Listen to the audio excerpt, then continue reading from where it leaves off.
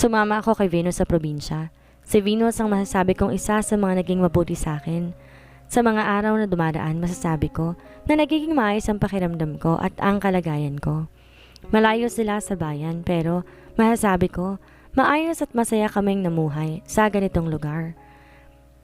Kasama namin ang lola niya hanggang sa lumipas na ang mahigit 1 taon, bala ko nang bumalik sa pamilya ko. At kasama ko ulit sa Venus. Wala na rin kasi siyang pamilya dahil namatay na si lola. Hindi ko siya iiwan dahil higit pa sa isang kaibigan ang turing ko sa kanya. Para sa akin, kapatid ko na siya. Venus, thank you sa lahat-lahat ng ginawa mo para sa akin. Masaya ako na ikaw ang naging kaibigan ko. Sabi ko sa kanya. Drama mo naman, Beshi. Siyempre, malakas ka sa akin. Masaya rin ikaw na ikaw naging kaibigan ko. Hindi ko inaasahan na magiging kaibigan ko, ang boss ko. Salamat dahil sinamahan mo ko sa mga panahong malungkot ako dahil nagduluksa ako. Pangako kasi yung sasamahan kita basta single pa rin ako. Malay mo sa mga sumunod na araw magka-love life na ako. Sabi niya sa akin, ako magiging masaya kapag nakatagpo ka ng lalaking magmamahal sa'yo. Sabi ko sa kanya, nagyakapan kaming dalawa. Sa loob na 1 linggo namin dito sa Maynila ay sinamahan ko muna siyang maghanap ng trabaho. Ayaw naman kasi niyang bumalik sa bahay, kaya't sinamahan ko naman muna siya. Pero habang pauwi kami galing sa palengke, bigla na lamang may humarang sa amin. Nagising ako na hindi pa nila pamilyar na lugar. Kagad hinanap ng mga mata ko si Venus at nakita ko siya, walang malay, may taring sa kamay at paa. Bumukas ang pinto at pumasok si Sanya. Pakawalan mo kami, sigaw ko sa kanya. Bakit ko naman yun gagawin? Nakangisi pang tanong niya sa akin. Ano pa ba ang gusto mo? Sigaw ko sa kanya. Ang gusto ko mawala ka na sa buhay ko. Bakit ka pa ba bumalik? Sana nanatili ka na lamang kung saan ka man nagtatago. Sigaw niya sa akin at hinilang niya ang buhok ko. Hindi ako makakalaban sa kanya dahil may tali ang kamay at ang paa ko. Nanakit ako dahil sa lakas ng pagkakahila niya. Ang sama mo? Wala kang kasing sama. Nanakit ako. Pakawalan mo si Venus dahil ako naman ang gusto mo, hindi ba? Ako ang kailangan mo, kaya hayaan mo na siya. Wala siyang kinalaman dito, sigaw ko sa kanya.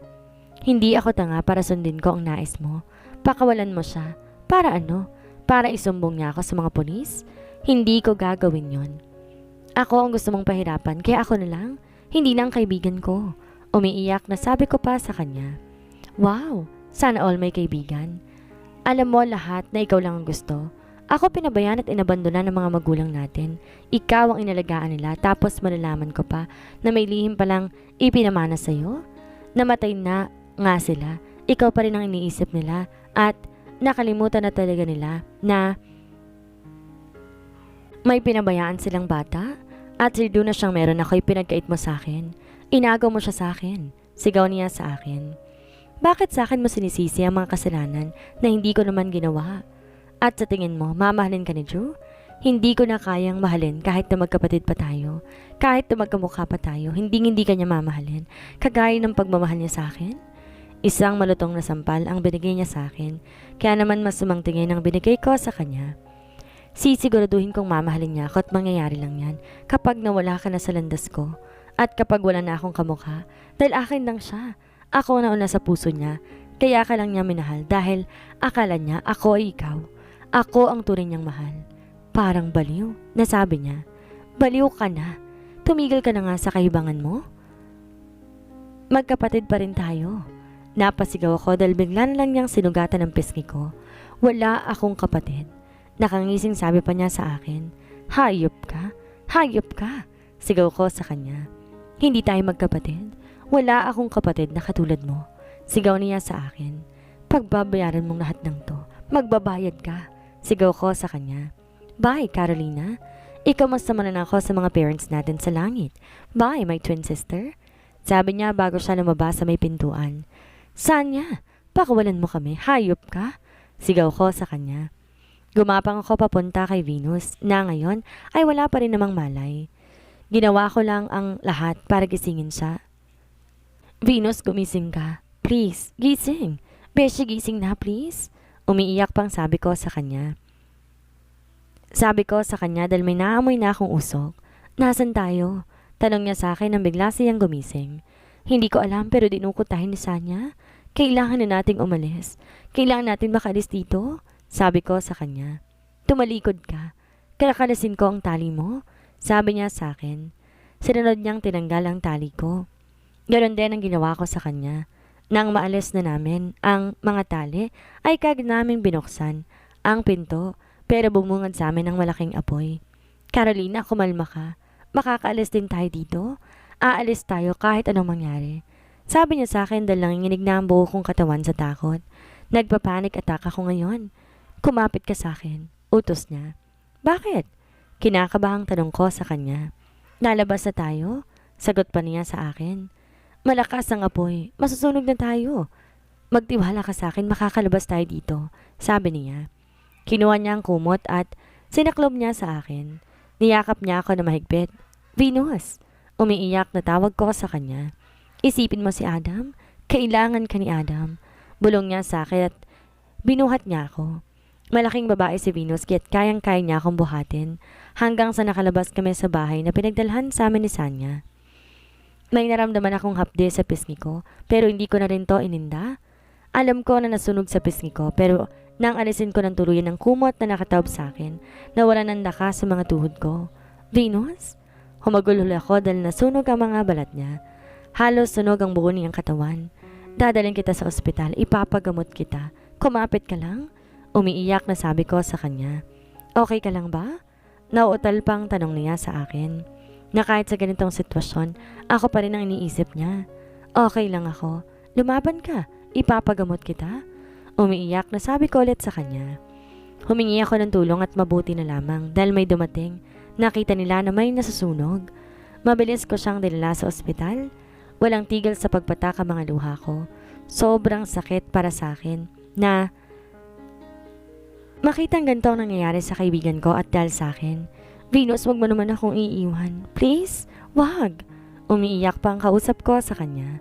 Wag mo akong iiwan, please. Wag. Carolina, pagod na ako. Mahinang sabi niya sa akin. Pagod na ako? Umiiyak na sabi niya. Venus, patawarin mo ko. Kasalanan ko lahat ng to. Kung di dahil sa akin, hindi naman to mangyayari sa iyo eh. Sorry. Sorry. Umiiyak pang sabi ko sa kanya. Huwag mong sisihin ang sarili mo. Magagalit ako kapag ginawa mo yun. Huwag ka nang umiyak. Masaya ako na makilala ka. Thank you, Beshi. Thank you dahil minahal mo ko at tinuring mo akong pamilya. Mahina pero narinig ko ng malinaw. Thank you. Habang buhay kong tatanawin na utang na loob to. Kung pagod ka na talaga, sige magpahinga ka na. Salamat, Beshi. Mahal kita bilang kapatid ko. Magpahinga ka na, Venus. Sabi ko sa kanya. Salamat. Pabulong na sabi niya. Niyakap ko siya na mahigpit. Humagulol ako at paulit-ulit humingi ng tawad sa kanya. Inasikaso ko ang libing niya. Inuwi ko siya sa probinsya at sa loob ng ilang buwan, nagluksa ako sa pagkawala ng kaibigan ko. Pangako ko bibigyan ko ng hustisya ang ginawa niya sa'yo. Bibigyan ko ng hustisya ang ginawa niya sa'yo. Paulit-ulit na sabi ko sa harapan niya. Buo na ang desisyon ko. Babalik na ako sa Maynila. Hindi ko hahayaan na maging masaya at malaya si Sanya. Kahit anong mangyari, ibibigay ko ang nararapat para kay Venus. Hindi ko rin talaga kaya na tingnan sa salamin ng mukha ko dahil ito ang paulit-ulit na nagpapaalala sa akin sa pagkawala ng matalik kong kaibigan. End of flashback. Pangako, mi vida. Gagawin natin ang lahat para makuha natin ang hustisya para kay Venus. Sabi ni Drew sa akin. Hayaan mo akong gawin ang nais ko. Hindi pwedeng gano'n na lang yon. Ipaparamdam ko kay Sanya lahat ng sakit na naramdaman ko. Magbabayad siya. Magbabayad siya sa lahat ng ginawa niya sa akin, lalo na sa kaibigan ko. Umiiyak na sabi ko kay Drew. Third person's POV. May nagsabi sa akin na nakabalik na siya. Akala ko ba patay na siya? Tanay na lalaki kay Sanya. Ang alam ko patay na siya. Para siya nakaligtas sa sunog. Nagtatakang tanong niya sa lalaki. Huwag akong tanungin mo. Dahil hindi ko rin alam ang sagot. Ayusin mo to dahil ayoko madawit sa kapalpakan mo. Galit na sabi nito sa kanya. Relax. Pumalpak man ako sa unang beses, sisiguraduhin ko na ngayon ay magtatagumpay na ako. Nakangising sabi niya at mabilis kumandong kay Mr. Evans. Siguraduhin mo lang dahil hindi ako papayag na madamay sa kalokohan mo. Nakangising sabi ng matanda. Dahil gumaling sa kandungan niya sa Sanya. Of course, Mr. Evans. Pero alam mo, hanggang ngayon, hindi ako makapaniwala na hindi mo anak si Archer. Magkahawig naman kasi kayong dalawa, kaya tumungong akala ko, ikaw ang daddy niya. Hindi ko inaasahan na si Mr. De La Cruz pala ang tunay niyang daddy. Saad ni Sanya habang patuloy na gumagalaw sa kandungan ng matanda. Hindi ko rin inaasahan na lolokohin ako ng asawa ko. Kaya bagay lang sa kanya na pinatay ko siya. Kasalanan din niya dahil nagmatigas siyang ibigay sa akin ang company niya. Ang buong akala ko nakamkam ko na ang lahat, pero hindi ko inaasahan na kapag nasa tamang gulang na ang mga anak niya ay may lihim para siyang kasulatan na iniwan para sa mga ito. Tiimbagang nasabi ni Mr. Evans. Same lang sa parents ko na inabandona ako. I discovered malaki pala ang perang iniwan nila para kay Carolina at yon ang kailangan kong makuha. Kay Archer, siya ang may hawak na code. Siya ang susi para mapasakin ang kayamanan ko. Sabi ni Sanya. Malamang kakamkamin na yan. Isa pa ang walang utang na loob na yon. Hindi ako tapos sa kanya. Sabi pa na matanda. Don't stress yourself dahil gagawa tayo ng plano. Wala na ako ibang gusto ngayon kundi pera because money can buy my happiness at wala na akong pakialam kay Archer because I already have you. Nakangising sabi ni Sanya. Ang totoo ginagamit lang niyang lalaki para sa mga plano niya. Alam niya na mabilis na itong matututo at ito rin ang balak niyang idein sa mga kasalanan na ginawa niya. Kaya naman hiniyaan niya tong angkinin siya. Sa edad nito, makisig pa rin naman ito, kaya masasabi niya na magaling ito sa kama, pero pangarap pa rin niya na matikman ulit si Archer, lalo na isang beses lang may nangyari sa kanila noon. Nagpupuyos lamang siya sa galit dahil hanggang ngayon ay buhay pa rin pala ang kakambal niya. Para kay Sanya wala siyang pamilya. Simula nang malaman niya na inabandon lang siya ng tunay niyang magulang, na wala siya ibang naramdaman kung hindi ang galit. Noong una si Archer lamang ang nais niyang balikan, pero nang malaman niya na may kakambal siya at asawa pa rin to ng lalaking mahal niya, kaya naman ginawa niyang lahat mapalapit lamang kay Carolina, pero hindi pa talaga niya kaya. Lalo na araw-araw siyang kinakain ng selos niya. Hindi niya matanggap na ipinamukha sa kanya ni Archer na may bago na nga itong mahal. Kaya naman gumawa siya ng plano para mapaalis niya sa buhay niya si Carolina. Sinadya niyang ipakita kay Carolina ang larawan nila ni Archer noon. Wala siyang pagmamahal at nararamdaman para kay Carolina. Di niya to nakasamang lumaki kaya wala siyang pakialam sa babae. Puro ng galit at inggit ang puso niya. Kaya hindi siya naaawa kay Carolina. Mas magiging masaya pa siya kapag nawala na to sa buhay niya. At ngayong bumalik ito, ay hindi niya na mahayaan pang maging masaya ito. Sisiguraduhin ko na hindi ka na makakaligtas sa akin ngayon, Carolina, saad ni Sanya sa sarili niya. Archer Drew's POV. Naikuyom ko ang mga palad ko nang marinig ko ang asawa ko. Kahit ako'y nagpupuyos ng galit kay Sanya. Baliw na siya at hayop siya. Hindi ko alam kung bakit ginawa sa sarili niyang kapatid ang ganong bagay. Gusto kong ilabas ang galit ko pero hindi ko magawa dahil mas iniisip ko pa rin ang asawa ko. Mi vida, sorry kung wala ako sa tabi mo. Sorry dahil kailangan pang mawala ni Venus. Malaki ang utang na loob ko sa kanya, kaya gagawin kong lahat para mabigay sa kanyang hustisya na nararapat. Thank you dahil bumalik ka pero sana huwag ka nang umalis. Mabuhay na tayo ng masaya. Mabuo tayo. Sabi ko sa kanya, sa ngayon hayaan mo na muna ako. Gusto ko makasamang anak natin. Sabi niya sa akin, oo hahayaan kita. Basta mangako ka na bibigyan mo ako ng chance. Bigyan mo ako ng kahit isang buwan lang para mapatunayan ko sa iyong mahal na mahal kita. Ikaw lang at wala ng iba.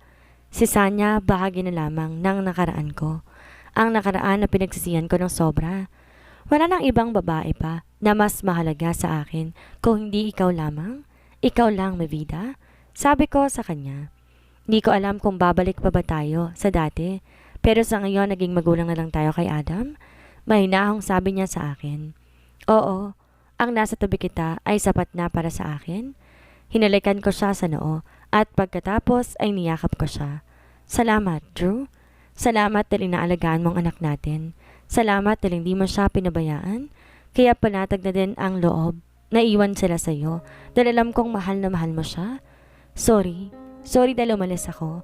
Alam ko nahihirapan ka. Hush. Huwag mong isipin na nahihirapan ako. Dahil mas nahihirapan ka kaysa sa akin. Mahirap ang pinagdaanan mo at proud ako na okay ka na at binalikan mo kami. Aasa pa rin ako, may vida. Aasa pa rin ako, may pag-asa pa sa puso mo. Hindi ko isusuko ang pamilyang to. Naiiyak na sabi ko sa kanya. Salamat. Nakayo kong sabi niya at alam ko umiiyak siya. Aminado ko marami mga pagkakamali na ginawa ko sa kanya at alam kong hindi sapat ang sorry ko. Sobra ko siyang nasaktan at naiintindihan kong pinanggagalingan niya ngayon. Hinayaan ko siya at binigyan ko siya ng time na maging handa ulit. Maging handa na tanggapin ang pagmamahal ko. Hindi ko po pwedeng isipin palagi ang sarili ko dahil alam kong matindi ang pinagdaraanan niya mula sa akin hanggang sa pamilya at kaibigan niya. At kay Venus habang buhay ako magpapasalamat sa kanya sa ginawa niya para kay Carolina.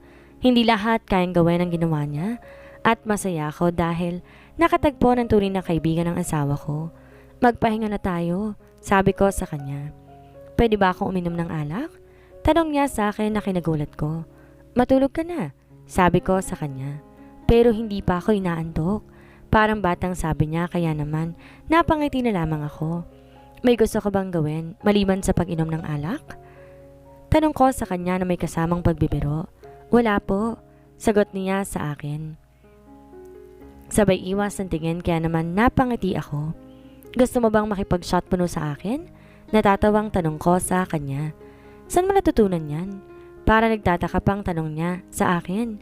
Sa mga kainuman ko, sagot ko sa kanya. Sa kainuman? Nakatingin lang siya sa akin habang nakakunot ang noo, kaya naman hindi ko napigilan ang sarili ko. Mabilis ko siyang siniil ng halik sa labi. Bibitiw na sana ako dahil hindi na siya tumutugon, pero ko naman ang di na makagalaw nang because she kissed me back. Hinalikan niya rin ako at sobrang saya ng puso ko. I missed her so much na para bang ayaw ko nang tumigil. Lalo na mabilis nag-react ang kaibigan ko sa baba. Shit, I need to stop now. Kahit pag gusto ko, kailangan kong isipin na hindi pa po pwede. I want to earn her trust again. Kaya ko pa. Kaya ko pa naman magtiis. Pero hanggang kailan? Tanong ko bigla sa sarili ko. Drew, I want to what, mi vida? Tanong ko sa kanya. I want to